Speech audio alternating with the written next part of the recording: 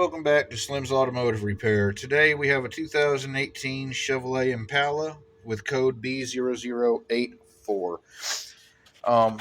which just means your front impact sensor has a short to ground or high resistance. That's what it looks like. That's your impact sensor.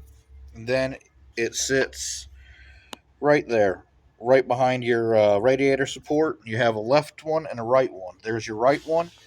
There's the plug for it right there. There's your left one. There's the plug, and that's where the left one sits. So the problem we had was a broken wire somewhere in the system. And as you can see, this thing is luxurious, and we tore it all the way down chasing these wires, trying to figure out where it is. It runs from where I just showed you that radiator support around here to your fuse panel. It has nothing to do with your fuse box in there. It runs underneath it, out over here to this harness, and then it comes over here to that plug-in, which in turn, let me see if I can't focus, goes through your firewall right there at that big rubber boot. And after it comes in there through that firewall, it ends up in here. Now I'm showing everybody this because it has nothing to do, set that light down, it has nothing to do with this gigantic plug-in, has nothing to do with anything over here. It comes in through this harness right here in my hand. It crosses over. This is all in front of your seat. As you can see, we tore this whole driver's side interior apart, checking and ohming everything out. And then over here, as you can see underneath your center console, you come on down, and here is your airbag. Your SRS airbag module sits under there. And there are the plugins. Yellow. Airbag is always usually yellow. So we pinned everything out, ohmed it.